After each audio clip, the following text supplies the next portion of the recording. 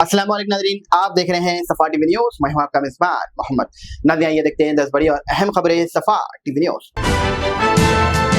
तेलंगाना में power companies ने UPI based app से बिजली का बिल की पेमेंट की सहूलत दोबारा शुरू कर दी है। पहले आरबीआई की गाइडलाइंस के चलते टीजीपीडीसीएल और टीजीएनपीडीसीएल ने ये सर्विस 1 जुलाई को बंद कर दी थी, लेकिन अब एनपीसीआई के Bharat bill payment system BPS के प्लेटफॉर्म फिर से इंटीग्रेट करने के बाद ये फैसिलिटी फिर से अवेलेबल है। अब कंज्यूमर बीबीपीएस के जरिए भी बैंक और फिटनेस एप्स के थर्ड ऐसे अपने बिजली का बिल के सोर्सेस तरीके से अदा कर सकते हैं।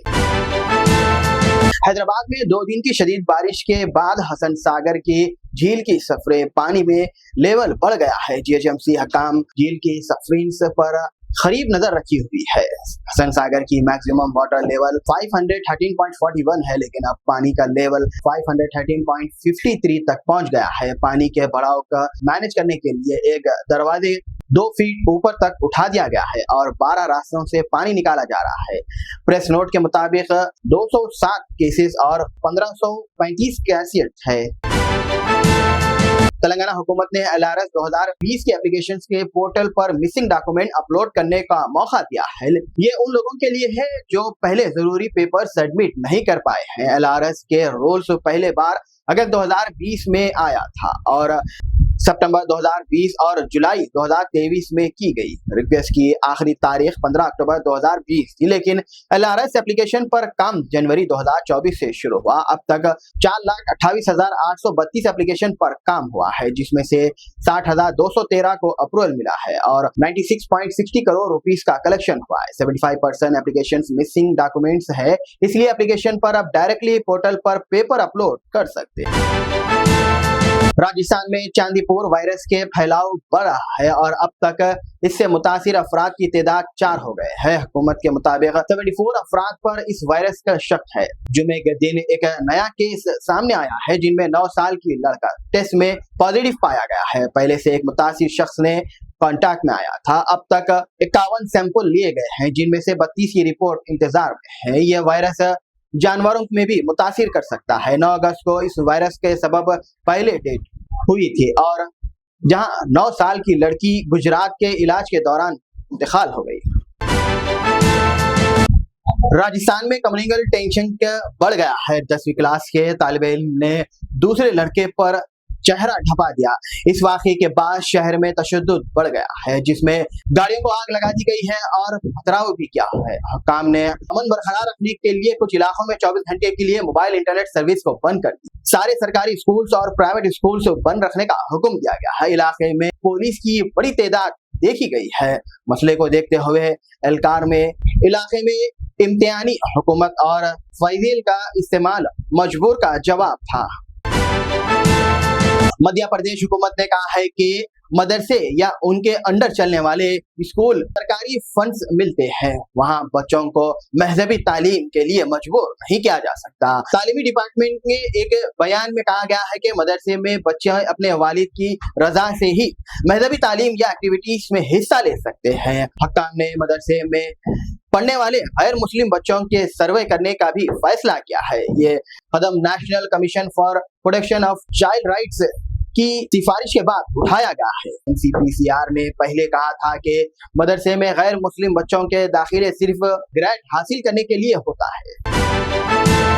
हैदराबाद में आज गंडीपेट के कोंडापुर इलाके में Hyderabad district response and assist minority के जरिए गैर कानूनी इमारत के खिलाफ क्रैकडाउन हुआ है। ये इमारत बिना इजाजत के कम्युनिकल कॉम्प्लेक्स के तौर पर बनाए गए। सुबह से ही इमारत के गिरने का अमल शुरू हुआ है, जिसमें अफसर और इमारत के मालिकीन के दरमियान काफी बहस तकरार। पुलिस की बड़ी तकरीब के दरमियान इन इमारत को गिरा दिया गया है और रात से रोकने वालों को गिरफ्तार भी किया गया है। मालियाती क़वानीन की खिलाफ वर्जी करते हुए बफर जोन्स में ये इमारत खड़ी गई, जिसके बाद HIDRA कमीशन रंगनावत ने एक्शन लिया है। हिंदुस्तान में मंकी पॉक्स की सूरत हाल पर सरकार की नजर, लेकिन अब तक कोई नई केस रिपोर्ट नहीं हुए।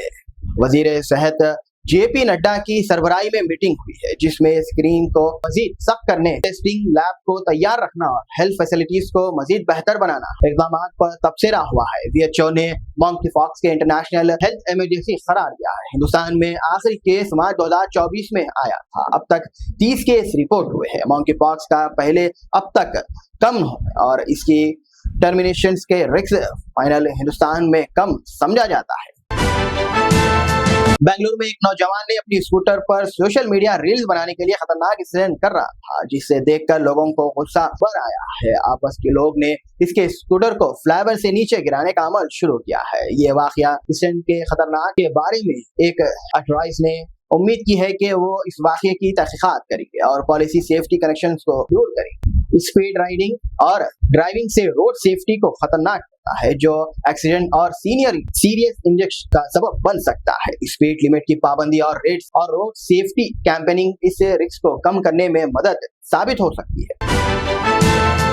ज़ोमैटो के ज़ेरे काम प्लेटफॉर्म ब्लिंकिट ने रक्षाबंधन के मौके पर अंतर्राष्ट्रीय ऑर्डर सर्विस इंट्रोड्यूस की है। 19 अगस्त तक ये service America, Germany, Japan, France और कनाडा में रहने वाले लोगों के लिए हिंदुस्तान में अपने बहन भाइयों को राखी और तोहफे भेजने की सहूलत फराहम करेंगे। इनके CEO के मुताबिक ये सर्विस 10 मिनट में डिलीवरी का वादा। प्लेटफॉर्म अब फूड इक्विपमेंट, गेमिंग, इलेक्ट्रॉनिक और ब्यूटी प्रोडक्ट जैसे कैटेगरीज में भी प्रोडक्ट ऑफर करता है। कंपनी का मकसद मार्च 2025 तक 1000 और 2026 तक 2000 स्टोर का है।